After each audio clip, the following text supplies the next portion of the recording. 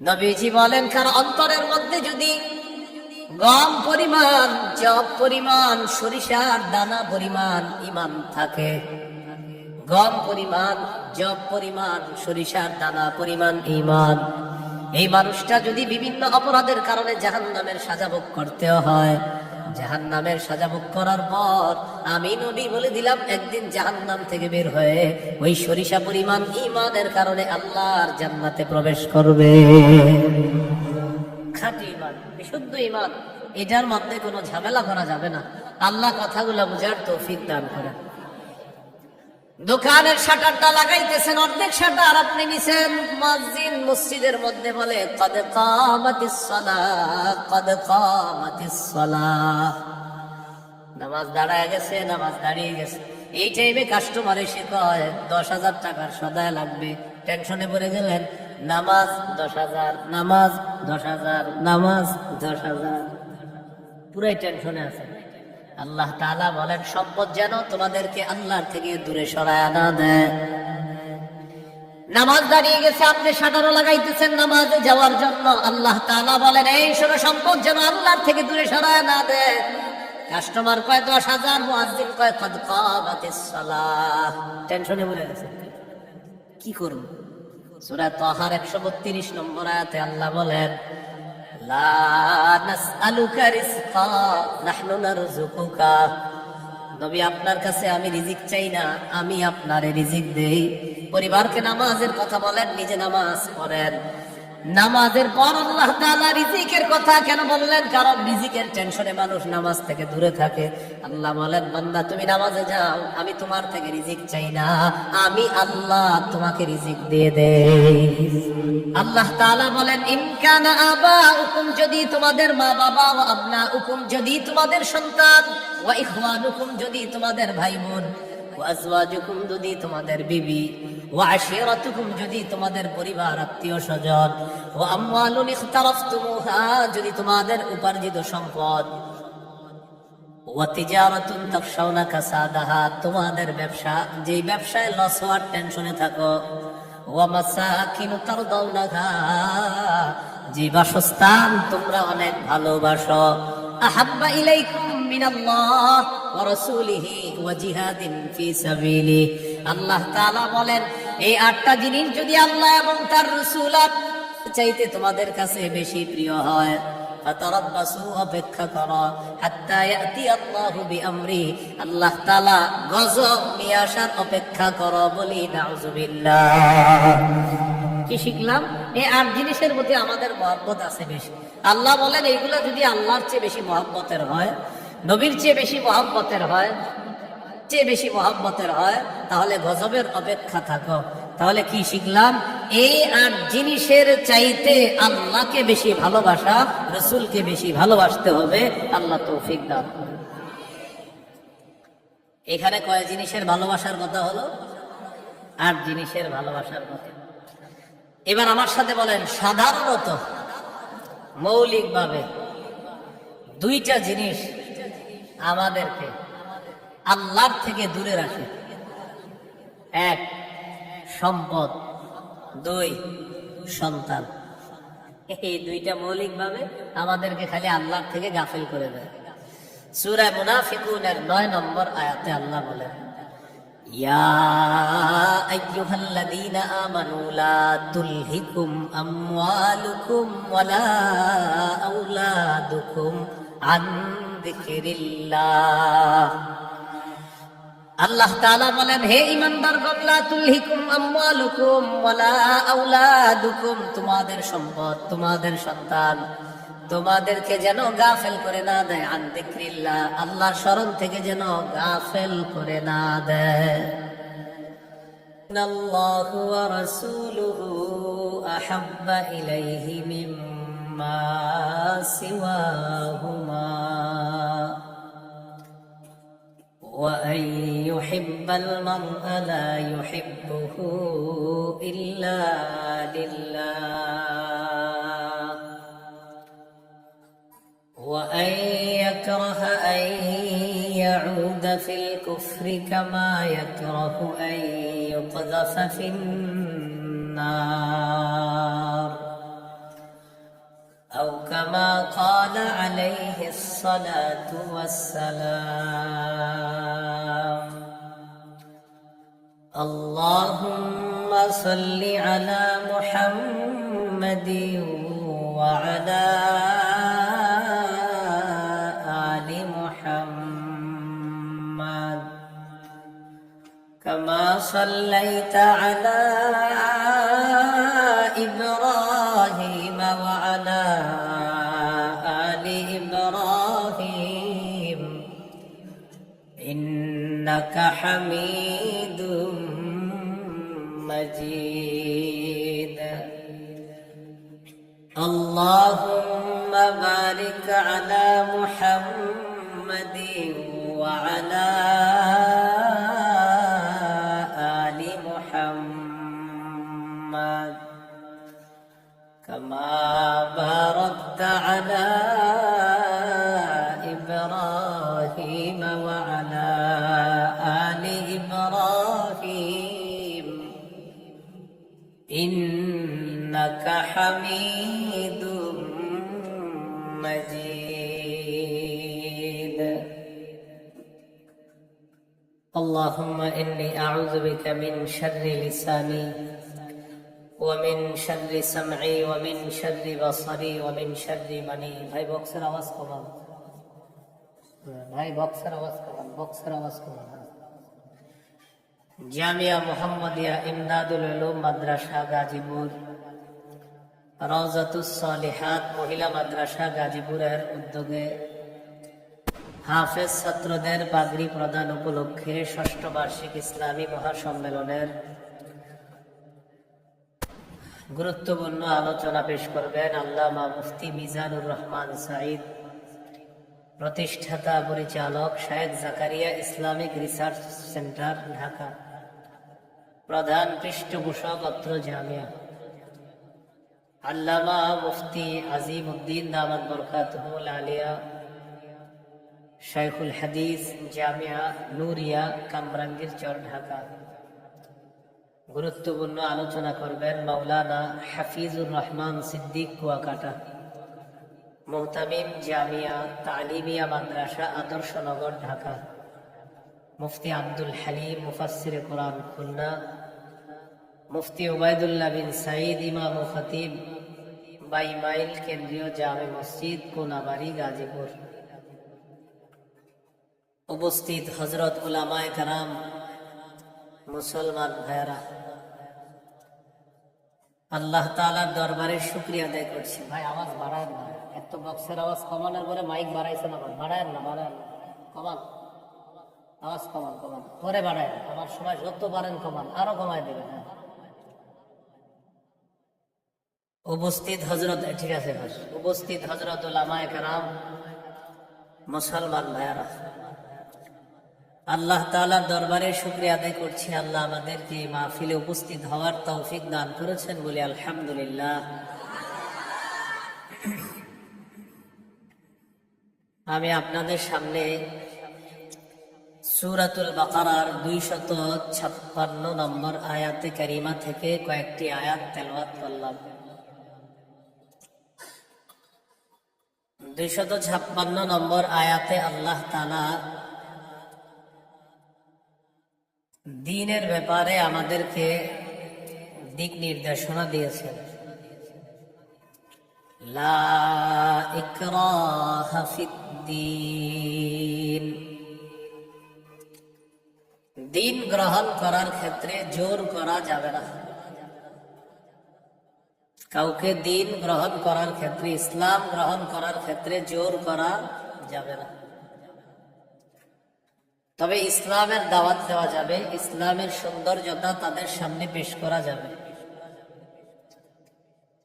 সূরা আলী ইমরানের 19 নম্বর আয়াতে আল্লাহ বলেন, ইন্নাদ-দীনা ইনদাল্লাহিল ইসলাম,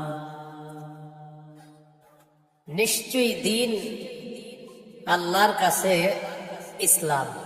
এটা হলো আয়াতের অনুবাদ। নিশ্চয়ই দ্বীন আল্লাহর কাছে ইসলাম, মানে আল্লাহর কাছে একমাত্র দ্বীন হলো ইসলাম। সূরা আলী ইমরানের 85 নম্বর আয়াতে আল্লাহ বলেন, ومن يبتغ غير الإسلام دينا فلن يقبل منه যে ব্যক্তি ইসলাম ছাড়া অন্য কোন দিনকে গ্রহণ করে, অন্য কোন কিছুকে দিন হিসাবে গ্রহণ করে, ফালাই ইউকবাল মিন, এটা তার থেকে গ্রহণ করা হবে না। কেউ যদি ইসলাম ছাড়া অন্য কোনো কিছুকে দিন হিসাবে গ্রহণ করে, এটা তার থেকে গ্রহণ করা হবে না, মানে ইসলাম ছাড়া অন্য কোনো দিন গ্রহণযোগ্য না। এটা অন্যকে দাওয়াত দিয়ে বোঝানো যাবে। জাহিলি যুগের বন্ধা নারীরা, যাদের সন্তান হয় না, এই জাতীয় নারীরা মানত করলো, আমার যদি ছেলে হয় ছেলের ইহুদি বানাবো। নাউজুবিল্লাহ। কি বানাবে?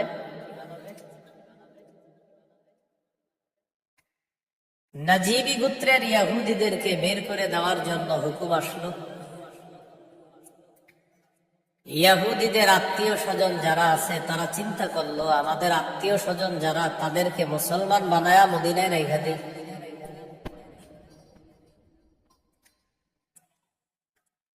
হুসাইন আল আনসার নামে নবীর একজন সাহাবী, তিনি রাসূল সাল্লাল্লাহু আলাইহি সাল্লামের কাছে গেলেন, গিয়ে বললেন, ইয়া রাসূলুল্লাহ,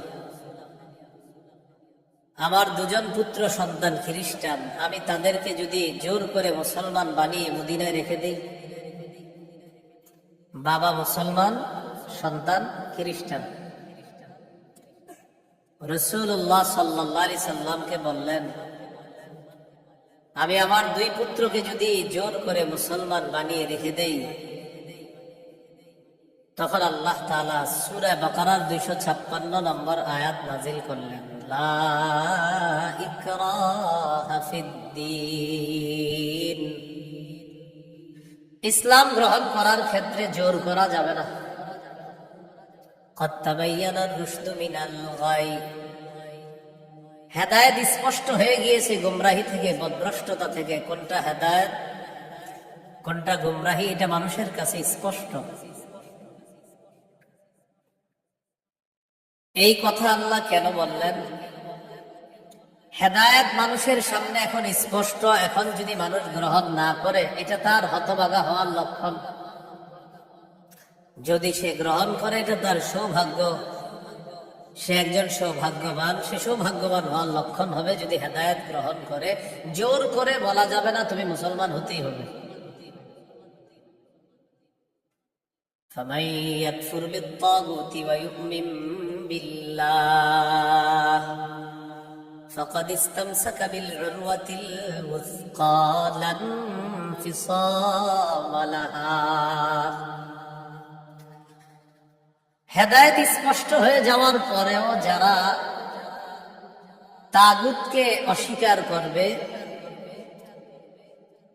আল্লাহকে যারা বিশ্বাস করবে, হেদায়েত আর গুমরাহি দুইটা স্পষ্ট হয়ে যাওয়ার পর যারা তাগুতকে অস্বীকার করবে তথা পথভ্রষ্টতাকে বর্জন করবে, ওয়া ইউমিন বিল্লাহ, আর যারা আল্লাহকে বিশ্বাস করবে, ফাকাদ ইসতামসাকা বিল উরওয়াতিল ওয়াসকা,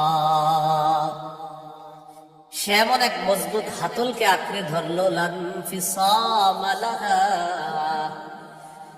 যেই মজবুত হাতল কখনো ছুটে যাওয়ার সম্ভাবনা নাই। এমন এক মজবুত হাতল, যেই মজবুত হাতল তাকে জান্নাতে পৌঁছায় দেয়। এটা হলো তাওহীদ। বলেন, এটা কি? তাওহীদ। তাগুত দ্বারা উদ্দেশ্য হলো যত সীমা লঙ্ঘনকারী আছে সবাই। আল্লাহ তাআলা বলেন, ফামান ইয়াকফুর বিত-তাগুতি ওয়া ইউমিন বিল্লাহ, যারা তাগুতকে অস্বীকার করবে আর আল্লাহকে বিশ্বাস করবে, ফাকাদ ইসতামসাকা বিল উরওয়াতিল ওয়াসকা লা ইনফিসামা লাহা, তারা এমন এক মজবুত হাতল আঁকড়ে ধরলো যেটা ছুটে যাওয়ার সম্ভাবনা নাই, বিচ্ছিন্ন হওয়ার সম্ভাবনা নাই। এই মজবুত হাতলের নাম হলো তাওহীদ, আল্লাহর একত্ববাদ স্বীকার করা। তাওহীদের মৌলিক 4টি শর্ত। প্রিয় ভাইরা, কয় শর্ত? এক নম্বর, আল্লাহ ছাড়া কোনো ইলাহ নাই এই বিশ্বাস নিয়ে মৃত্যুবরণ করা। 2 নম্বর, আল্লাহ ছাড়া কোনো ইলাহ নাই এই কথা মুখে বলবো, পাশাপাশি এই কথায় সামান্যতম সন্দেহ করা যাবে না। 3 নম্বর, আল্লাহ ছাড়া কোনো ইলাহ নাই মুখে বলার পাশাপাশি অন্তরে বিশ্বাস করা। 4 নম্বর, সবচাইতে বেশি আল্লাহকে ভালোবাসা। এই হলো তাওহীদের 4 শর্ত। তাওহীদের কয় শর্ত? 1 নম্বর, আল্লাহ ছাড়া কোনো ইলাহ নাই এই বিশ্বাস নিয়ে মৃত্যুবরণ করা। 2 নম্বর, আল্লাহ ছাড়া কোনো ইলাহ নাই এই কথায় সন্দেহ করা যাবে না। 3 নম্বর, আল্লাহ ছাড়া কোনো ইলাহ নাই এটা মুখে বলা, অন্তরে বিশ্বাস করা। 4 নম্বর, আল্লাহকে সবচেয়ে বেশি ভালোবাসা। এই হলো তাওহীদের 4 শর্ত। বাইরের মাইকের আওয়াজ আমার বাড়াইছে, ঠিক না? ওইটা কমান, এটাও কমান। আপনি পরে বাড়ান, আমার বয়ানটা একটু কমান না, সমস্যা নেই। বুঝে রাখেন, মানে আমি একটু আপনার জন্য ভালো আলো। এর কথা হলো ফাটাই দেবো, বুঝতে হবে আমার মাইক এরকম এরকম। আমি তো বলছি না খারাপ, আমি বলছি খারাপ, আমি তো ভালোই বলছি। আমি বয়ান করে সামনে দাওয়াত দেব না, এত মাইক লাগাইলে। কিন্তু বারবার মাহফিলে বলি মাইক কম হবে, ওই মাহফিলে দাওয়াত অটোমেটিক পাবেন। বেশি মাহফিল মাইক হবে আর দাওয়াত পাবেন না, বুঝা হিসেবে আমার বয়ানে মাইক কম থাকতে হবে, এটা আমি আলাদা বিষয়। মাইক যত কম হবে, যদি আবেদন করেন যে হুজুর মাইক 2টা, দেখবেন আর দাওয়াত আগে দিব আপনার। মাইক বেশি লাগাবেন আমার বাবা, সোজা হিসেবে মাইক কমাইতে হবে আমার। আমার বয়ানে কারো যেন কোনো ক্ষতি না হয়, মাথা রাখবেন। তাওহীদের 4টা শর্ত। 1 নম্বর, আল্লাহ ছাড়া কোনো ইলাহ নাই এই বিশ্বাস নিয়ে মৃত্যুবরণ করা। 2 নম্বর, আল্লাহ ছাড়া কোনো ইলাহ নাই এই কথায় সামান্য সন্দেহ করা যাবে না। 3 নম্বর, আল্লাহ ছাড়া কোনো ইলাহ নাই এটা মুখেও বলা, অন্তরে বিশ্বাস করা। 4 নম্বর, আল্লাহকে সবচেয়ে বেশি ভালোবাসা। 1 নম্বর শর্ত, আল্লাহ ছাড়া ইলাহ নাই এই বিশ্বাস নিয়ে মৃত্যুবরণ করা। সহিহ বুখারীর 26 নম্বর হাদিস। এই হাদিসের বর্ণনাকারী উসমান রাদিয়াল্লাহু তাআলা তিনি বলেন, عن عثمان رضي الله تعالى عنه قال قال رسول الله صلى الله عليه وسلم من مات وهو يعلم أنه لا إله إلا الله دخل الجنة। নবীজি বলেন, কেউ যদি এই বিশ্বাস নিয়ে মারা যায় আল্লাহ ছাড়া কোনো ইলাহ নাই, আমি নবী বলে দিলাম দাখালাল জান্নাহ, সে জান্নাতে প্রবেশ করবে। সহিহ বুখারীর বর্ণনা 1237 নম্বর হাদিস, 1237। জিবরিল আমিন নবীর কাছে আসছে, আসার পর বললেন, বাশির উম্মাতাকা আন্নাহু মান মাতা মিন উম্মতি লা ইউশরিকু বিল্লাহি শাইআ দাখালাল জান্নাহ। জিবরিল আমিন আসছে, আসার পর বলে, ইয়া রাসূলুল্লাহ, আপনার উম্মতের মধ্যে যারা শিরিক না করে মারা যাবে, আল্লাহ তাআলা আমাকে পাঠিয়েছে আপনাকে বলার জন্য, শিরিক করা ছাড়া যারা মারা যাবে আপনি ওই উম্মতকে জান্নাতে প্রবেশের সুসংবাদ জানা দেন। বুঝে আসছেন সবাই? তাহলে 1 নাম্বার, আল্লাহ ছাড়া কোনো ইলাহ নাই এই বিশ্বাস নিয়ে মৃত্যুবরণ করা। একদিন এক ফেরেশতা নবীজির কাছে আসছে। নবীজি সাল্লাল্লাহু আলাইহি সাল্লাম বলেন, আতানি আতিম মির রাব্বি ফাখায়্যারানি বাইনা আন ইউদখিলা নিসফা উম্মতি আল জান্নাহ ওয়া বাইনা আশ-শাফাআহ। নবী বলেন, একজন ফেরেশতা আমার কাছে আসছে, আসার পর আমাকে 2টি বিষয়ের স্বাধীনতা দিয়েছে, যে কোনো একটা গ্রহণ করার জন্য। ফেরেশতা আমাকে বলল, হাবিব, আপনি যদি চান আপনার অর্ধেক উম্মত আপনি জান্নাতে নিতে পারবেন, আর যদি চান আপনি সুপারিশ করতে পারবেন, তবে 2টি গ্রহণ করা আপনার জন্য।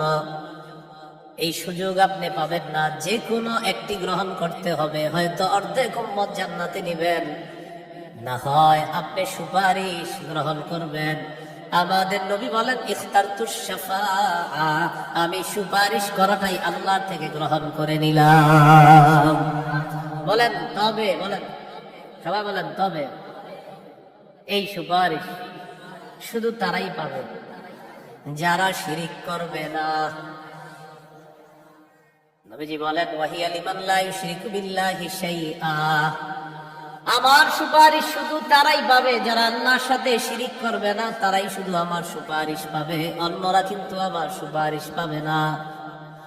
সহিহ বুখারীর বর্ণনা 99 নম্বর হাদিসে আল্লাহর নবীর সাহাবী আবু হুরায়রা রাদিয়াল্লাহু তাআলা আন নবীকে প্রশ্ন করলেন, মান আসআদুন নাসি বিশাফাআতিকা ইয়াউমাল কিয়ামাতি ইয়া রাসূলুল্লাহ, হুজুর কিয়ামতের ময়দানে আপনার সুপারিশের মাধ্যমে কোন ব্যক্তি সবচেয়ে সৌভাগ্যবান হবে আমাকে একটু বলেন।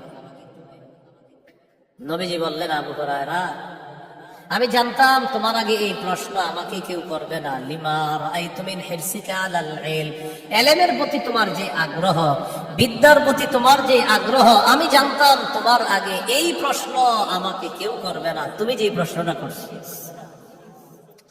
তো যেহেতু তুমি প্রশ্নটা করেই ফেলছো, উত্তরটা দাও। আসাদুন নাসি বিশাফাআতি ইয়াউমাল কিয়ামাতি মান ক্বালা লা ইলাহা ইল্লাল্লাহ খালিসাম মিন কিবালি নাফসি, কোন ব্যক্তি যদি দিল থেকে বলে লা ইলাহা ইল্লাল্লাহ আর এই বিশ্বাস নিয়ে যদি মারা যায়, কিয়ামতের ময়দানে আমার সুপারিশের মাধ্যমে এই ব্যক্তি সবচাইতে সৌভাগ্যবান বান্দা হয়ে যাবে। কি শিখলাম বলেন? লা ইলাহা ইল্লাল্লাহ। তিরমিজির বর্ণনা 3592 নম্বর হাদিস। قال رسول الله صلى الله عليه وسلم ما عبد قال لا إله إلا الله مخلصا قط إلا فتحت له أبواب السماء حتى تفزع إلى العرش। নবীজি বলেন, কোন বান্দা যদি একবার ইখলাসের সাথে লা ইলাহা ইল্লাল্লাহ পাঠ করে, আল্লাহর আসমানের সবগুলা দরজা খুলে দেওয়া হয়, তার লা ইলাহা ইল্লাল্লাহ যেন আরশ পর্যন্ত পৌঁছে যায়। তাওহীদের কয় শর্ত বুঝলেন? কয় শর্ত? 1 নম্বর, আল্লাহ ছাড়া ইলাহ নাই, এই বিশ্বাস নিয়ে মরতে হবে। 2 নম্বর, আল্লাহ ছাড়া কোনো ইলাহ নাই, এই কথায় সামান্য সন্দেহ করা যাবে না। সূরা হুজুরাতের 15 নম্বর আয়াতে আল্লাহ বলেন, ইন্নামাল মুমিনুনা আল্লাযীনা আমানু বিল্লাহি ওয়া রাসূলিহি সুম্মা লাম ইয়ারতাবু ওয়া জাহাদু বিআমওয়ালিহিম ওয়া আনফুসিহিম ফী সাবিলিল্লাহ উলাইকা হুমুস সাদিকুন। আল্লাহ তাআলা বলেন, প্রকৃত ঈমানদার হলো তারা যারা আল্লাহকে বিশ্বাস করে, রাসূলকে বিশ্বাস করে, সামান্য সন্দেহ করে না। ওয়া জাহাদু বিআমওয়ালিহিম ওয়া আনফুসিহিম ফী সাবিলিল্লাহ, যারা নিজেদের জান মাল নিয়ে আল্লাহর রাস্তায় লড়াই করে। আল্লাহ বলেন, উলাইকা হুমুস সাদিকুন, আমি আল্লাহ তাদেরকে কোরআনে খাঁটি সত্যবাদী বলে ঘোষণা করলাম। এরা খাঁটি সত্যবাদী, আল্লাহকে বিশ্বাস করে, রাসূলকে বিশ্বাস করে, একটু সন্দেহ করে না। 3 নম্বর শর্ত, লা ইলাহা ইল্লাল্লাহ, আমি মুখে উচ্চারণ করলাম আল্লাহ ছাড়া কোনো ইলাহ নাই, অন্তরেও বিশ্বাস করা। মুখে বললাম আল্লাহ ছাড়া কোনো ইলাহ নাই, অন্তরে যদি ঝামেলা থাকে এটা হবে মুনাফিক মার্কা শয়তান, নেফাকি হবে। এটা কি হবে বলেন তো? সবাই বলেন কি হবে? নেফাকি হবে। মুখে বলতে হবে, অন্তরেও স্বীকার করতে হবে। সূরাতুল ফাতহির 11 নম্বর আয়াতে আল্লাহ বলেন, ইয়াকুলুনা বিআলসিনাতিহিম মা লাইসা ফী কুলুবিহিম, তারা তাদের মুখ দিয়ে এমন কথা বলে যা তাদের অন্তরের কথা না। তাহলে বলেন তো, তাওহীদের 3 নম্বর শর্ত, মুখে বললাম একটা আর অন্তরে আরেকটা, শর্ত পূরণ হবে? মুখে যা বলবো অন্তরেও তা যদি হয়, এটা 3 নম্বর শর্ত পূরণ হবে। অন্তরে যদি ঈমান সরিষার দানা পরিমাণও হয়, একদিন জান্নাতে যাবে। সহিহ বুখারীর 44 নম্বর হাদিস। قال رسول الله صلى الله عليه وسلم يخرج من النار من قال لا إله إلا الله وفي قلبه وزن شعيرة من خير وفي قلبه وزن مرة من خير وفي قلبه وزن ذرة من خير নবীজি বলেন কার অন্তরের মধ্যে যদি গম পরিমাণ, জব পরিমাণ, সরিষার দানা পরিমাণ ঈমান থাকে, গম পরিমাণ, জব পরিমাণ, সরিষার দানা পরিমাণ ঈমান, এই মানুষটা যদি বিভিন্ন অপরাধের কারণে জাহান্নামের সাজা ভোগ করতেও হয়, জাহান্নামের সাজা ভোগ করার পর আমি নবী বলে দিলাম একদিন জাহান্নাম থেকে বের হয়ে ওই সরিষা পরিমাণ ঈমানের কারণে আল্লাহর জান্নাতে প্রবেশ করবে। খাঁটি ঈমান, বিশুদ্ধ ঈমান, এটার মধ্যে কোনো ঝামেলা করা যাবে না। আল্লাহ কথাগুলা বোঝার তৌফিক দান করেন। 4 নাম্বার শর্ত, সবচেয়ে বেশি আল্লাহকে ভালোবাসো। বলেন কাকে ভালোবাসো? সবাই আমার সাথে বলেন। সাধারণত বলেন আমরা 8টি জিনিসকে বেশি ভালোবাসি। 8 জিনিসের প্রতি আমাদের মহাব্বত খুব বেশি। এই 8 জিনিসের চাইতেও আল্লাহকে, রসুলকে বেশি ভালোবাসতে হবে। কয় জিনিসের মধ্যে টান আছে বেশি? 8 জিনিসের কথা আল্লাহ বলছে সূরা তাওবা 24 নম্বর আয়াত। আমি প্রথম আয়াতটা পড়ি, এরপর অনুবাদ করব, আমরা সবাই বলবো। আল্লাহ তাআলা বলেন কুল ইন কানা আবাউকুম ওয়া আবনাউকুম ওয়া ইখওয়ানুকুম ওয়া আজওয়াজুকুম ওয়া আশীরাতুকুম وأموال اقترفتموها وتجارة تخشون كسادها ومساكن ترضونها أحب إليكم من الله ورسوله وجهاد في سبيله فتربصوا حتى يأتي الله بأمره. আল্লাহ তাআলা বলেন ইন কানা আবাউকুম, যদি তোমাদের মা বাবা, ওয়া আবনাউকুম, যদি তোমাদের সন্তান, ওয়া ইখওয়ানুকুম, যদি তোমাদের ভাই বোন, ওয়া আজওয়াজুকুম, যদি তোমাদের বিবি, ওয়া আশীরাতুকুম, যদি তোমাদের পরিবার আত্মীয় স্বজন, ওয়া আমওয়ালুন ইখতারাফতুমুহা, যদি তোমাদের উপার্জিত সম্পদ, ওয়া তিজারাতুন তাখশাউনা কাসাদাহা, তোমাদের ব্যবসা, যেই ব্যবসায় লস হওয়ার টেনশনে থাকো, ওয়া মাসাকিন তারদাউনাহা, যে বাসস্থান তোমরা অনেক ভালোবাসো, আহাব্বা ইলাইকুম মিনাল্লাহ ওয়া রাসূলিহি ওয়া জিহাদিন ফি সাবিলিহি। আল্লাহ তাআলা বলেন এই 8টা জিনিস যদি আল্লাহ এবং তার রাসূল চাইতে তোমাদের কাছে বেশি প্রিয় হয়, ফাতারাব্বাসু, অপেক্ষা করো, হাত্তা ইয়াতি আল্লাহু বিআমরি, আল্লাহ তাআলা গজব নিয়ে আসার অপেক্ষা করো। বলি নাউযুবিল্লাহ। কি শিখলাম? এই 8 জিনিসের মধ্যে আমাদের মহব্বত আছে বেশি। আল্লাহ বলেন এইগুলা যদি আল্লাহর চেয়ে বেশি মহব্বতের হয়, নবীর চেয়ে বেশি মহব্বতের হয়, তাহলে গজবের অপেক্ষা থাকো। তাহলে কি শিখলাম? এই 8 জিনিসের চাইতে আল্লাহকে বেশি ভালোবাসা, রসুলকে বেশি ভালোবাসতে হবে। আল্লাহ তৌফিক দান করেন। এখানে কয় জিনিসের ভালোবাসার কথা হলো?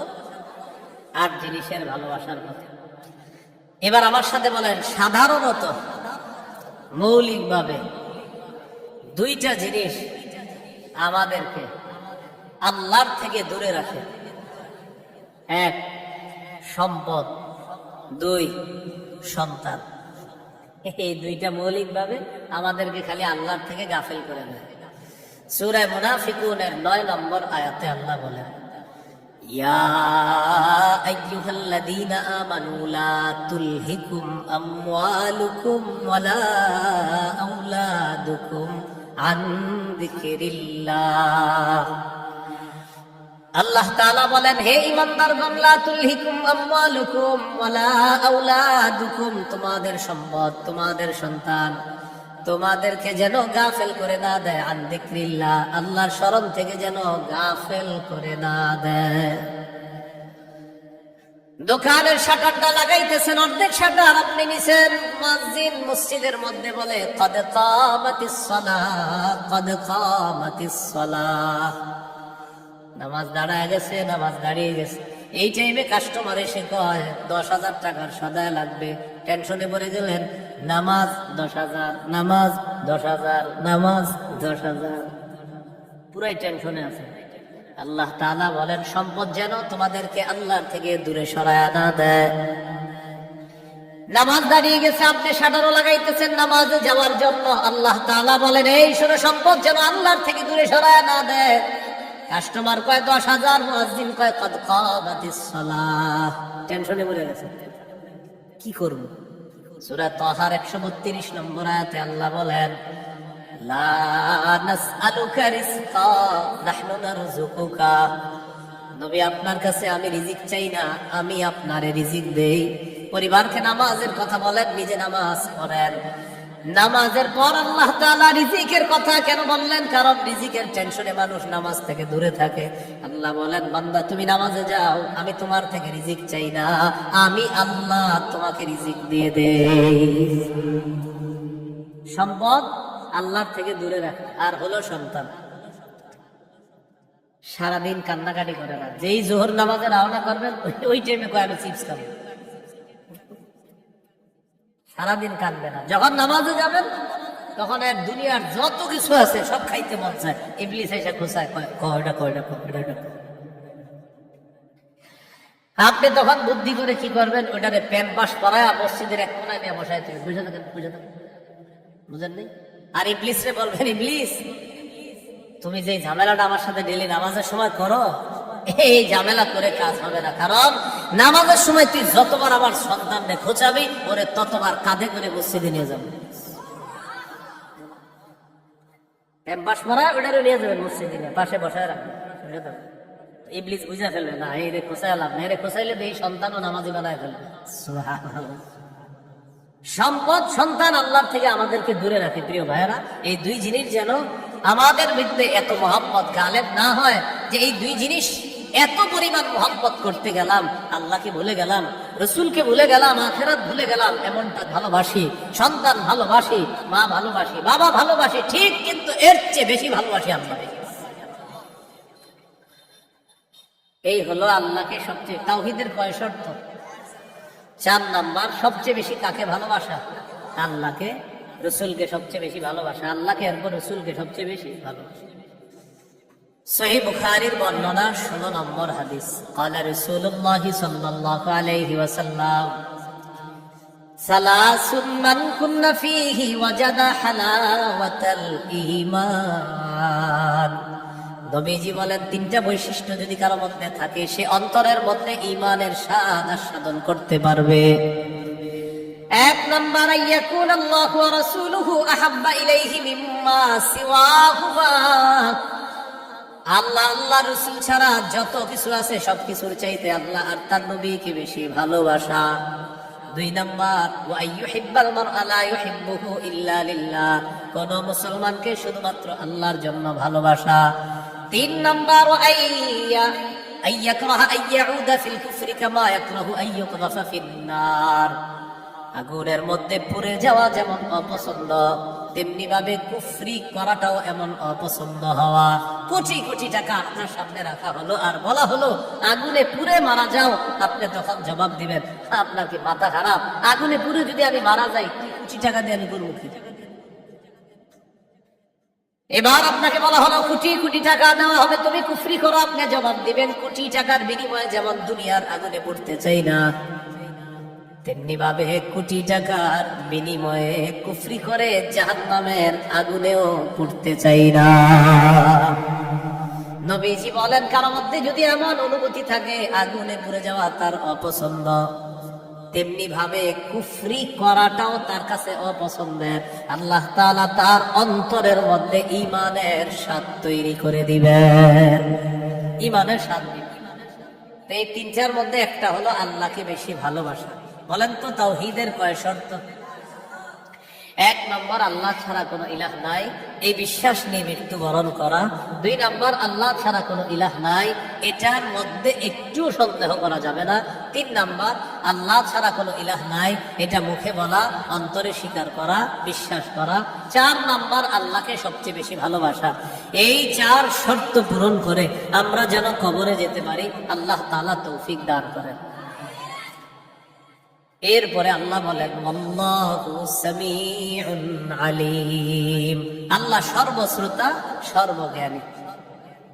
এটা হলো সূরা বাকারার 256 নম্বর আয়াত। এখন আপনাদেরকে 56 নম্বর আয়াত থেকে জিজ্ঞাসা করতে চাই, একটা হলো তাগুতের দল আর একটা হলো আল্লাহর দল। দুনিয়াতে মৌলিক ভাবে মানুষের দল দুইটা, একটা হলো হিজবুল্লাহ আল্লাহর দল, আর একটা হিজবুশ শায়তান শয়তানের দল। এই দুই দল মৌলিক ভাবে মানুষের মধ্যে সূরা মুজাদালায় দুই দলের কথা আছে। তো এই দুই দলের মধ্যে আমরা কার দলে থাকবো? আল্লাহর দলে না শয়তানের দলে? আল্লাহর দলে আমরা যারা থাকবো, আল্লাহ আমাদের অভিভাবক হয়ে যাবে। এই কথাটা আল্লাহ সূরা বাকারার 257 নম্বর আয়াতে বলতেছে। মন দিয়ে শুনেন কি বলে, আল্লাহু ওয়ালিয়ুল্লাযীনা আমানু, যারা ঈমানদার তাদের অভিভাবক আল্লাহ। সুবহানাল্লাহ। আপনারা মাঝে মাঝে এমনি দোয়া করতে পারেন না, আল্লাহ আপনি আমার অভিভাবক, আল্লাহ আপনি অভিভাবক। আল্লাহ সূরা বাকারার 257 নম্বর আয়াতে বলছেন আপনি আমার অভিভাবক। আল্লাহ আমি তো সমস্যায় আছি, আমার সমাধান করে দাও। এইভাবে বলতে হবে, আল্লাহ আপনি বলছেন আপনি আমার অভিভাবক, আল্লাহ আপনি আমার সমস্যা সমাধান করে দেন। এইভাবে আল্লাহকে বলতে হবে। আল্লাহু ওয়ালিয়ুল্লাযীনা আমানু, আল্লাহ বলেন যারা ঈমানদার তাদের অভিভাবক হলেন আল্লাহ। ইউখরিজুহুম মিনাজ যুলুমাতি ইলান নূর, আল্লাহ তাআলা অভিভাবক ঈমানদারদেরকে অন্ধকার থেকে বের করে আলোর দিকে আল্লাহ তাআলা নিয়ে যায়। ওয়াল্লাযীনা কাফারু আউলিয়াউহুমুত তাগুত, আর যারা কাফের তাদের অভিভাবক হলো শয়তান। বলেন তো ঈমানদারের অভিভাবক কে? কাফেরের অভিভাবক কে? উলাইকা আসহাবুন নারি হুম ফিহা খালিদুন। আল্লাহ বলেন যারা তাগুতের অনুসারী তারা চিরস্থায়ীভাবে জাহান্নামে থাকবে। বলি নাউযুবিল্লাহ। তাগুত বলা হয় যত সীমা লঙ্ঘনকারী আছে, জালেম, সব তাগুত। এই তাগুত এটা পুরুষ হোক আর মহিলা হোক, এই তাগুত যারা এরা জালেম অথবা জালেমা, সব তাগুত। তবে কষ্টের বিষয় আর দুঃখের বিষয়, আমরা বারবার এক তাগুত ছেড়ে আরেক তাগুতকে ধরি। এক তাগুত ছেড়ে আরেক তাগুতকে কি করি? ধরি। কেন ধরি জানেন? বৃষ্টি থেকে বাঁচার জন্য ঝর্ণা নিচে এসে দাঁড়ায় আর কি। কোথায় দাঁড়াই? বাঁচার জন্য কি থেকে কোথায় এসে দাঁড়াই? এক তাগুতকে ছেড়ে আরেক তাগুত ধরা, মানে বৃষ্টি থেকে বাঁচার জন্য ঝর্ণার নিচে এসে দাঁড়ায়। ভাই কিছু ঘটনা কি? ঝর্ণার নিচে কেন? আর বললেন না বাইরে বৃষ্টি, এই নাকি? এই জন্য মনে রাখবেন, শত্রু এটা কখনো বন্ধু হবে না। এরে আপনি যতই মনে করেন বন্ধু, এই শত্রু সব সময় শত্রু। সূরা মাইদার 51 নম্বর আয়াতে আল্লাহ বলে দিয়েছেন। এবার আল্লাহ তাআলা কি বলে দেখেন, সূরা বাকারার 257 নম্বর আয়াত বলে 258 নম্বর আয়াতে আল্লাহ তাআলা এবার আমাদের আকীদা বিশুদ্ধ করবে। কি বিশুদ্ধ করবে বলেন তো? দুনিয়াতে আমাদের অভিভাবক কে? বেঁচে আছি কে বাঁচিয়ে রাখছেন? মৃত্যু দিবেন কে? মৃত্যুর পর জীবিত করবেন কে? এই আকীদাটা এখন আল্লাহ তাআলা সংশোধন করবে যে শোনো, আমি তোমাদেরকে বাঁচিয়ে রাখছি, মৃত্যুর পর আমি জিন্দা করব, কিন্তু এখানে কোনো সন্দেহ করবা না। এই আকীদা 258, 259, 260 এই 3 আয়াতের মধ্যে আল্লাহ আমাদেরকে আকীদা দিয়ে দিবেন, দুনিয়াতে যেমন তোমাদেরকে রাখছি আমি, আখিরাতেও তোমাদেরকে আবার পুনরুত্থান করব, এই ক্ষমতাও আমি আল্লাহ। সূরা বাকারা 258, 259, 260 দেখেন কি বলে,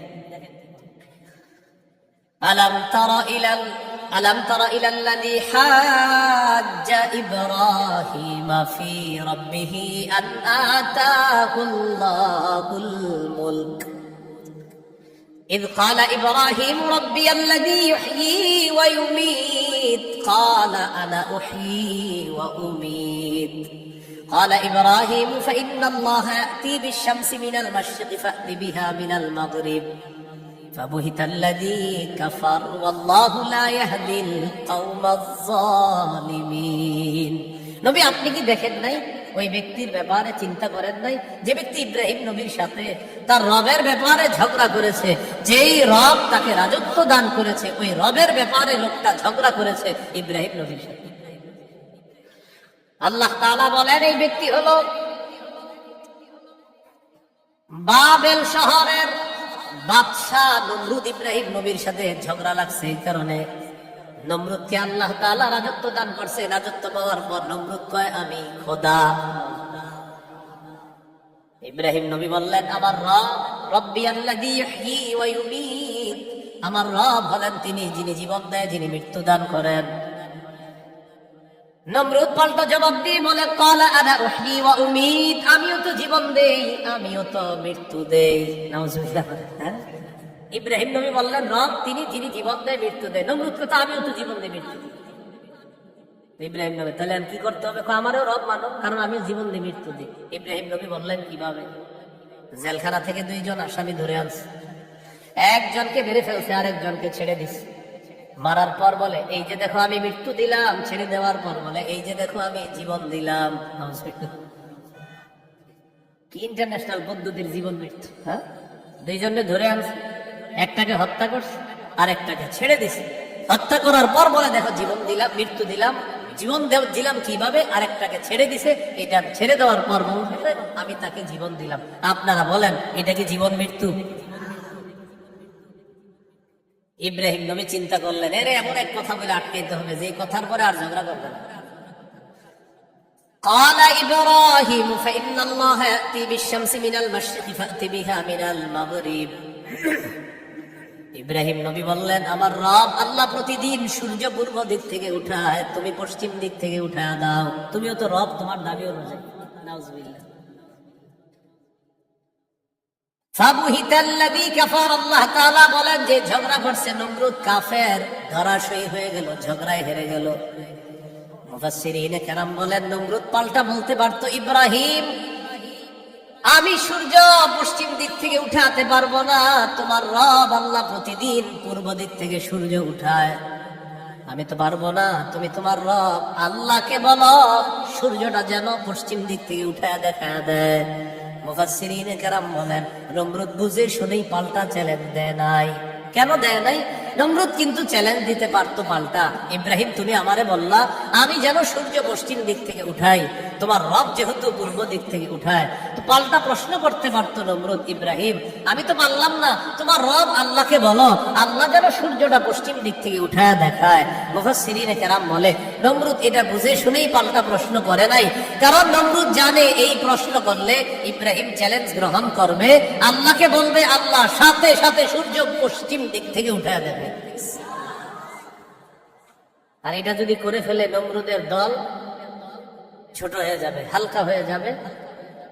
এই জন্য নমরুদ আর পাল্টা চ্যালেঞ্জ দেয় নাই। বলেন তো নমরুদকে রাজত্ব দিয়েছিল কে?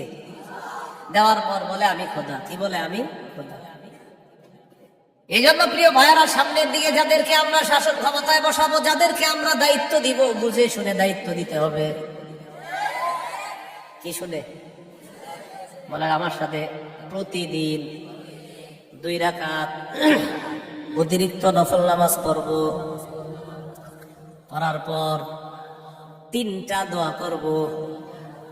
1 নাম্বার আল্লাহ, বলেন আল্লাহ কিয়ামতের আগে বাংলাদেশে আর কোন নারী প্রধান চাই না।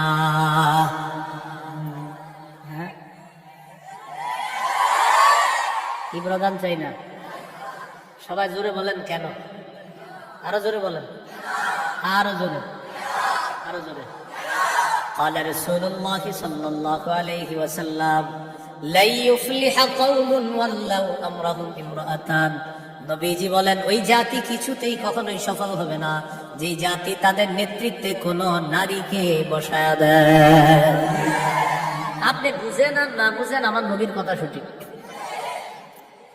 এই জন্য এই একটা বিষয়ে দোয়া করবেন। 2 নাম্বার দোয়া বলেন আল্লাহ মরার আগে বাংলাদেশে শরিয়া আইন দেখে যেতে চাই।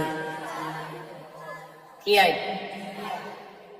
দেয়ালে দেয়ালে লিখে দেবেন শরিয়া আইন চায় না তারা। বলেন, কোন না কোন অপরাধী যারা, বলেন আমার সাথে, শরিয়া আইন চায় না তারা, কোন না কোন অপরাধী যারা। চোর শরিয়া আইন চাইবে না, হাত কাটা যাবে। ধর্ষক শরিয়া আইন চাইবে না, তাকে পাথর মেরে হত্যা করা হবে। তার উপর ইসলামের শাস্তি প্রয়োগ করা হবে। এই জন্য ধর্ষক চাইবে না, চোর চাইবে না। আমাদের দেশে যদি আসলে শরিয়া আইন চালু হয়, বিগত দিনের শুধু চুরির বিচার করতে করতে সুপ্রিম কোর্ট, হাইকোর্টের বিচারপতিরা ক্লান্ত হয়ে যাবে। শুধু চুরির বিচার হয়। কিসের বিচার? এটা 2 নাম্বার দোয়া করবেন। 3 নাম্বার দোয়া বলেন, আল্লাহ আমাদের দেশে এমন একজন শাসক দিয়ে দেন, যে শাসক মৌলিক 4টি কাজ করবে।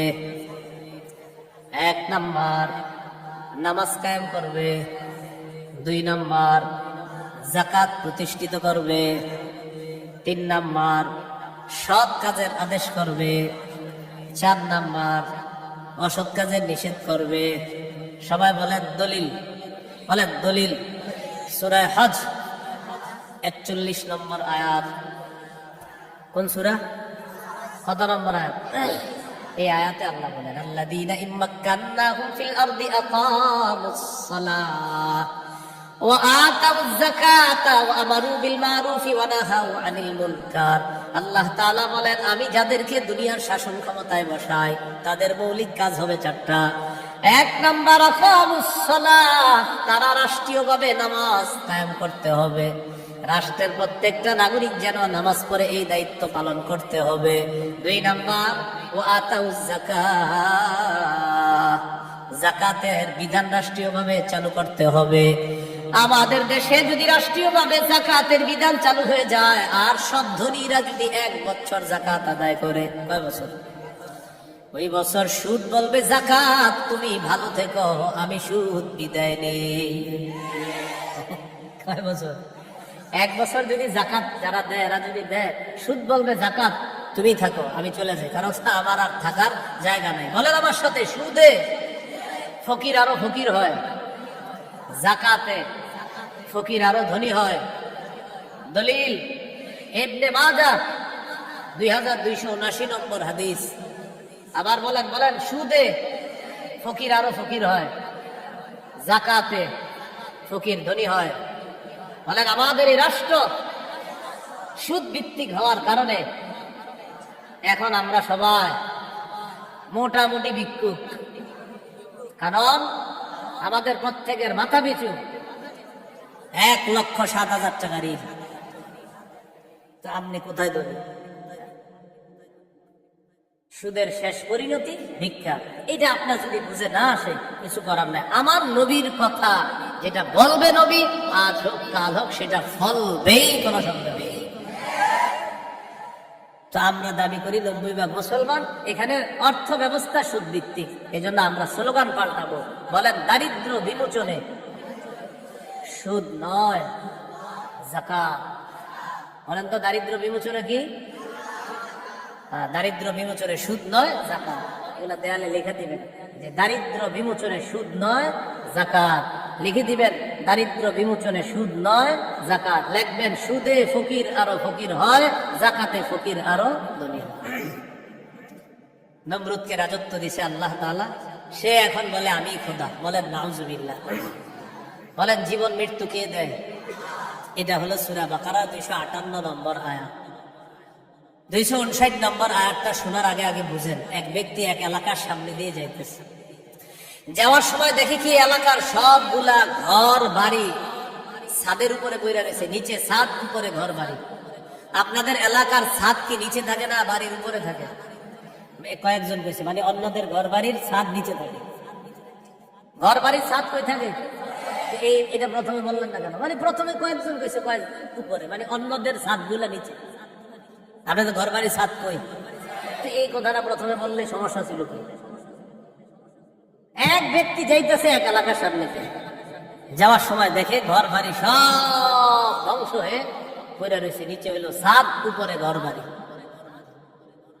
উনি এই বিষয় দেখা সাথে সাথে বললেন, আল্লাহু আকবার, আল্লাহ কত মহান, এদেরকে ধ্বংস করলেন আল্লাহ, আবার আল্লাহ কিভাবে জিন্দা করবে, এটা ওনার সন্দেহ না, এটা ওনার কিনা সন্দেহ না, এটা উনি বিস্ময় প্রকাশ করতেছে, আল্লাহ কত মহান, আবার কিভাবে আল্লাহ জিন্দা করবে, এটা মুখ দিয়ে বলে ফেলছে।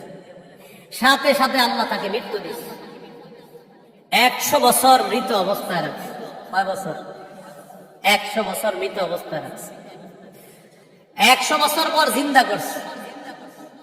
জিন্দা করার পর তাকে জিজ্ঞাসা করলেন, আপনি কয় বছর মৃত অবস্থায় ছিলেন? তো জবাব দিলেন, 1 দিন বা আধা দিন। আল্লাহ তাআলা বললেন, আপনি 100 বছর ছিলেন মরা। কয় বছর? ওই যে উনি বলছিলেন মরাকে আল্লাহ কিভাবে জিন্দা করবে, আল্লাহ দেখাই দিতেছে। আপনার খানা পানির দিকে তাকান, তো তাকাইছে খানা পানির দিকে, তাকায় দেখে খানা পানি পচে নাই। সুবহানাল্লাহ। কয় বছর? এবার আপনার গাদার দিকে তাকান, তো তাকাইছে গাদার দিকে, গাদাটার কি অবস্থা দেখে, কি গাদা পচে গলে মরে মাটির সাথে মিশে গেছে। আল্লাহ তাআলা বুঝায়, এই জন্যই তো আমি আল্লাহ।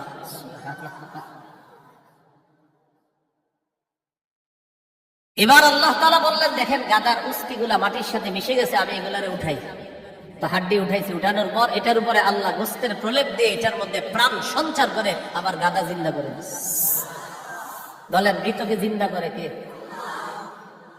এই কথাটাই আল্লাহ তাআলা বলেন, আও কাল্লাযী মাররা আলা ক্বরিয়াতিন ওয়া হিয়া খাবিয়াতুন আলা উরুশিহা। অথবা নবী, আপনি কি ওই ব্যক্তির ব্যাপারে চিন্তা করেন নাই, যে ব্যক্তি এক এলাকার সামনে দিয়ে গেছে, যাওয়ার সময় দেখে এলাকার সবগুলা ঘর বাড়ি ছাদের উপর ভরা, এর মানে ঘর বাড়িগুলা সব ধ্বংস। ক্বালা আন্না ইউহয়ী হাযিহিল্লাহু বা'দা মাউতিহা। তখন তিনি বললেন, আল্লাহ তাআলা কিভাবে তাদেরকে মৃত্যুর পর আবার পুনরায় জিন্দা করবেন। ফাআমাতাহুল্লাহু মিআতা আমিন। আল্লাহ তাআলা তাকে 100 বছরের জন্য মৃত্যু দিলেন। সুম্মা বাআসা, আবার তাকে জিন্দা করলেন। করার পর আল্লাহ বললেন, ক্বালা কাম লাবিস্তা। কতদিন আপনি এইভাবে মৃত অবস্থায় কাটিয়েছেন? তিনি জবাব দিলেন, লাবিস্তু ইয়াওমান আও বা'দা ইয়াওম। 1 দিন বা আধা দিন আমি মৃত অবস্থায় ছিলাম। কয় দিন? না, আপনারা বলেন আসলে কয় বছর?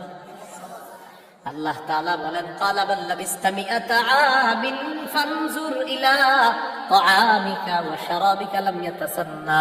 আপনি 100 বছর মরা ছিলেন, খানার দিকে তাকান, পানির দিকে তাকান, লাম ইয়াতাসান্না, পচে নাই। সুবহানাল্লাহ।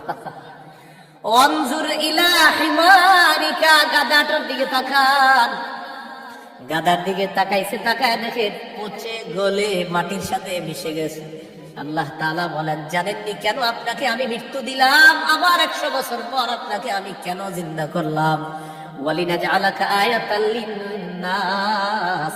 আমি আপনাকে দুনিয়ার মানুষের সামনে নিদর্শন হিসাবে রেখে দিলাম, যে দেখো আমি আল্লাহ মৃতকে জিন্দা করি, এর দৃষ্টান্ত দুনিয়াতেই দেখা দিলাম। কয় বছর মৃত্যু রাখছে, এরপরে আল্লাহ আবার উঠেছে। এবার আল্লাহ বললেন, আনজুর ইলাল ইযামি কাইফা নুনশিজুহা।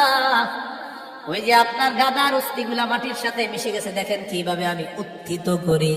সুম্মা নাকসুহা লাহমা। এরপর দেখেন কিভাবে গোস্তের পোশাক হাড্ডিগুলার উপর পড়ায়া দেয়। আল্লাহ গোস্তের পোশাক পড়ায়া প্রাণ সঞ্চার করে গাদা আবার জিন্দা করে।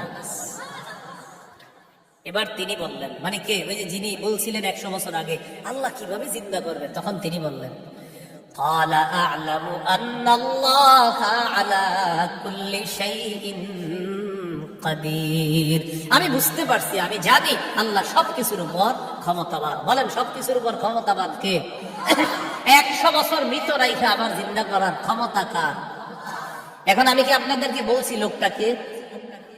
এই লোকটাকে বলছি? বলি নাই। এলাকা কোনটা এটাও বলছি? বলি নাই। কোরআনে এলাকার নামও আসে নাই, ওই ব্যক্তির নামও আসে নাই। তবে মুফাসসিরিনে কেরাম বলেন, এই ব্যক্তি যে একজন নবী ছিলেন এতে সন্দেহ নেই। উনি একজন কি ছিলেন? নবী ছিলেন, এতে কোনো সন্দেহ নেই। এটা হলো মুফাসসিরিনে কেরামের বক্তব্য। মুআররিখিন যারা আছে, ঐতিহাসিকগণ, তারা বলেন আগে পরে গবেষণা করলে বোঝা যায় তিনি ছিলেন উযাইর আলাইহিস সালাম, কোন নবী? অথবা বলেন, অথবা আরমিয়া আলাইহিস সালাম, এটা একজন নবীর নাম। তাহলে ওই জনপদের সামনে দিয়ে যিনি গিয়েছেন তিনি একজন নবী ছিলেন, এই ব্যাপারটা স্পষ্ট। তবে তিনি কোন নবী ছিলেন, উজাইর নবী না আরমিয়া নবী, এই ব্যাপারে ঐতিহাসিকগণ বলেন তিনি হয়তো উজাইর নবী, না হয় আরমিয়া আলাইহিস সালাতু ওয়াস সালাম। এখন এলাকা, এটা কোন এলাকা? ঐতিহাসিকগণ বলেন এলাকাটা বাইতুল মুকাদ্দাসের বুখতে নসর যে এলাকা দখল করেছিল, ওই বুখতে নসরের এলাকাটা ইতিহাস গবেষণা করলে বোঝা যায় ওই এলাকাটা আল্লাহ ধ্বংস করার পর তখন ওই নবী এলাকার সামনে দিয়ে গিয়েছিলেন। তাহলে এলাকার নাম সরাসরি কোরআনে নাই, এলাকার নাম সরাসরি হাদিসে নাই, নবীর নাম সরাসরি কোরআনে নাই, নবীর নাম সরাসরি হাদিসে নাই। মুফাসসির এবং ঐতিহাসিকগণ গবেষণা করে বলেন আগা গোড়া এটা গবেষণা করলে বোঝা যায় নবী ছিলেন হযরত উজাইর অথবা আরমিয়া, আর এলাকাটা ছিল বাইতুল মুকাদ্দাস। এই হলো সূরা বাকারার 259 নম্বর আয়াত। সূরা বাকারার 260 নম্বর আয়াত। এই আয়াতে আল্লাহ আমাদের আকীদা স্বচ্ছ করবে যে দেখো, দুনিয়াতে আমি তোমাদেরকে জিন্দা রাখছি, আবার আমি মৃত্যু দিব, আবার তোমাদেরকে পুনরুত্থান করব, এই ক্ষমতা। বিসমিল্লাহির রহমানির রহিম। আল্লাহুম্মা লাকাল হামদু ওয়া লাকাল শুকর। সূরা বাকারা 260 নম্বর আয়াত আল্লাহ বলেন وَإِذْ قَالَ إِبْرَاهِيمُ رَبِّ أَرِنِي كَيْفَ تُحْيِي الْمَوْتَى قَالَ أَوَلَمْ تُؤْمِنْ قَالَ بَلَى وَلَكِنْ لِيَطْمَئِنَّ قَلْبِي قَالَ فَخُذْ أَرْبَعَةً مِنَ الطَّيْرِ فَصُرْهُنَّ إِلَيْكَ ثُمَّ اجْعَلْ عَلَى كُلِّ جَبَلٍ مِنْهُنَّ جُزْءًا ثُمَّ ادْعُهُنَّ يَأْتِينَكَ سَعْيًا وَاعْلَمْ أَنَّ اللَّهَ عَزِيزٌ حَكِيمٌ। স্মরণ করুন ওই সময়কে যখন ইব্রাহিম নবী বললেন রব্বি আরিনি কাইফা তুহয়িল মাউতা, আল্লাহ আপনি আমাকে দেখান আপনি কিভাবে মৃতকে জিন্দা করেন। আল্লাহ তাআলা বললেন ক্বালা আওয়ালাম তুমিন, ইব্রাহিম আপনি কি বিশ্বাস করেন না? ইব্রাহিম নবী জবাব দিলেন ক্বালা বালা ওয়ালাকিন লিয়াতমাইন্না কলবি, আল্লাহ অবশ্যই বিশ্বাস করি, তবে আমার অন্তরের প্রশান্তির জন্য আমি জানতে চাই আল্লাহ আপনি কিভাবে মৃতকে জিন্দা করেন। ভাই 259 আর 260 নম্বর আয়াতে একটা বিষয় কিন্তু মনে রাখেন, আমি আবার বারবার বলতেছি কথাটা। 259 নম্বর আয়াতে ওই যে নবী বললেন আল্লাহ কিভাবে মৃতদেরকে জিন্দা করবেন, এটা কিন্তু নবীর সন্দেহ না। আবার বলছি এটা কি না? সন্দেহ না, বলেন বিস্ময়, উনি আশ্চর্য হচ্ছেন। আবার 260 নম্বর আয়াতে ইব্রাহিম নবী বলতেছে আল্লাহ আপনি আমারে দেখান কিভাবে মৃতকে জিন্দা করেন, এটাও ইব্রাহিম নবীর সন্দেহ না, বরং ইব্রাহিম নবী অন্তরকে শান্তি দিতে চায় আল্লাহ আপনি যে মৃতকে জিন্দা করেন এটা দেখলে আমার দিলে একটু ভালো লাগতো, শুধু এই কারণে আমি দেখতে চাই। তাহলে বিষয়টা কি সন্দেহ? নাউযুবিল্লাহ, কোন নবী সন্দেহ করতে পারে না। তো আল্লাহ তাআলা বললেন ক্বালা ফাকুজ আরবাতাম মিনাত তায়র, ইব্রাহিম আপনি 4টা পাখি ধরেন, ফাসুরহুন্না ইলাইকা, এই 4টি পাখি আপনি বসে আনেন, আপনার আয়াতে আনেন। আয়াতে আনার পর সুম্মা জাআল আলা কুল্লি জাবালিন মিনহুন্না জুজআ, 4টা পাখিকে আপনি চূর্ণ বিচূর্ণ করে টুকরা টুকরা করে ফেলবেন। টুকরা টুকরা করার পর এই পাখিগুলা টুকরা টুকরা বিভিন্ন পাহাড়ের মধ্যে আপনি ছিটায় দিবেন। কোন পাখির টুকরাটা কোন পাহাড়ের মধ্যে আছে এটা আপনার জানা নাই। এবার আপনি তাদের নাম ধরে আপনি ডাকবেন। আল্লাহ তাআলা বলেন আমার হুকুমে যেই যেই পাখির টুকরাগুলা যেই পাহাড়ের মধ্যে আছে ওই টুকরাগুলা আমি আল্লাহ প্রত্যেক পাহাড় থেকে আলাদা আলাদা করে একত্রিত করে অবিকল ওই পাখির মধ্যে প্রাণ সঞ্চার করে দিব। পাখি আপনার সামনে উঠতে উঠতে উপস্থিত হয়ে যাবে। তো আল্লাহ বলেন ফাসুরহুন্না ইলাইকা, এটা আপনি বসে আনেন, আয়াতটা আনেন।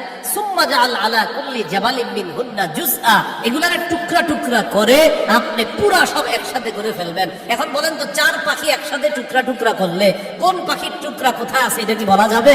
ইব্রাহিম নবীকে বললেন আলাদা আলাদা পাহাড়ের মধ্যে রেখে দেন। রাখার পর এবার আপনি ডাক দিবেন। ডাক দেওয়ার পর দেখবেন ওই আলাদা টুকরাগুলা একত্রিত হয়ে যেই যেই পাখির টুকরা আমি আল্লাহর হুকুমে ওই পাখির শরীরে যাবে, আমি প্রাণ সঞ্চার করে দিব, পাখি আপনার সামনে উঠতে উঠতে উপস্থিত হয়ে যাবে। শেষে আল্লাহ বলেন ওয়ালাম, জেনে রাখেন আল্লাহ আজিজুল হাকিম, আল্লাহ মহাপরাক্রমশালী, আল্লাহ মহাপ্রজ্ঞাময়। 3টি বিষয়। 1 নাম্বার বলেন আল্লাহর কাছে মনোনীত ধর্মের নাম কি? ইসলাম। ইসলামের দাওয়াত অন্যের সামনে দেওয়া যাবে কিনা? যাবে। ইসলাম গ্রহণে কাউকে কি জোর করা যাবে? দুই নম্বর, মৌলিকভাবে মানুষের দল কয়টা? দুইটা। একটা কার দল? আল্লাহর দল। আরেকটা কার দল? শয়তান। ইমানদারের অভিভাবক কে? কাফেরদের অভিভাবক কে? শয়তান। তিন নম্বর, আমাদেরকে দুনিয়াতে জীবিত রাখছে কে? মৃত্যু দিবে কে? মৃত্যুর পর আবার জিন্দা করবেন কে?